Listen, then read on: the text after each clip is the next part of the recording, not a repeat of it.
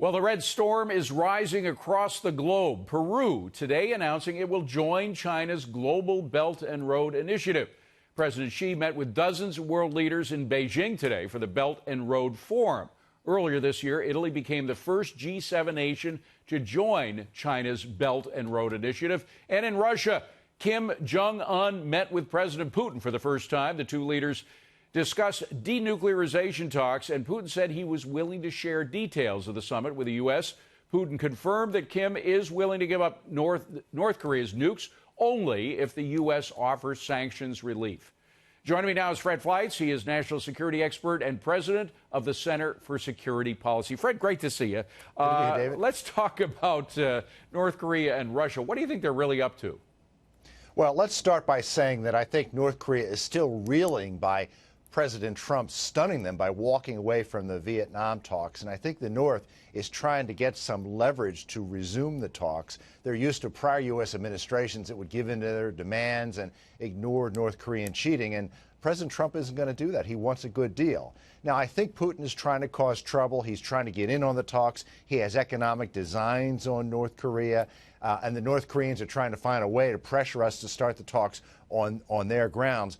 You know, the good news here is that Kim is still talking about denuclearization. And I think that we're probably going to get U.S.-North Korean talks restarted very soon. What possible economic designs could Russia have on a country where the citizens are so desperate that they eat bark for dinner? Well, mineral wealth and rare earth metals is something that the Russians have an interest in. And the North Koreans would like to continue to send their guest laborers, we should probably call these slave laborers, yes, of course, who work in Russia. So both sides have economic interests with the other. Well, speaking of locust-like behavior, that pretty much sums up China's initiative that they are selling around the globe. I've witnessed it in the Western Hemisphere, where they go into a place like Nicaragua, for example, where it's very easy to bribe government officials. Danny Ortega and his wife are running the show down there. You give them a few $1 million, which isn't much of an expense, to strip all of the valuable old timber that you can, or the fish reserves that they have, or whatever it is that they're interested in, and then they move on. I mean, don't these countries get it? Well, the Chinese have a lot of money to throw around. They have convinced a lot of countries into taking investments in their infrastructure. When these countries can't pay for this infrastructure, the Chinese demand control of assets like ports and railroads.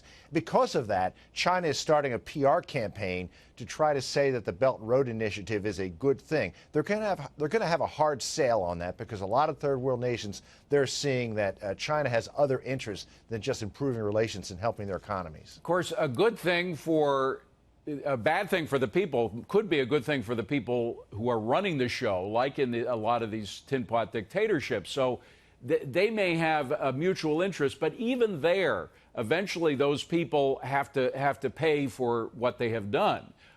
So it does come back to bite them. But I'm just wondering how much they get away with before it dawns on people that they are just acting like locusts.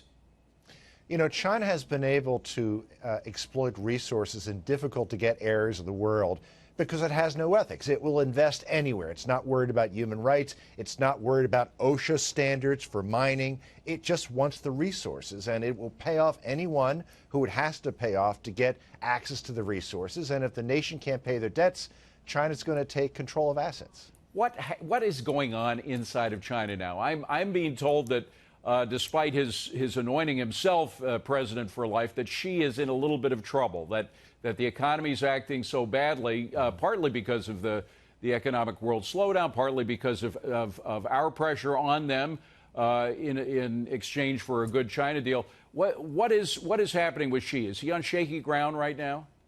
Well, I think Xi needs to deal with the U.S. more than we need to deal with China, which puts us in a very good negotiating position.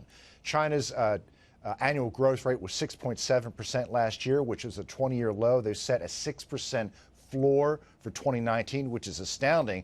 They're probably not going to meet that without government spending, like building roads to nowhere and apartment blocks that no one lives in. And I think Xi is under pressure because he has to strike a deal with the United States, but if it is too good for the United States, he's going to lose face. So we're in a very good position, but Xi has to find a way to get this deal without appearing to give too much away to the United States.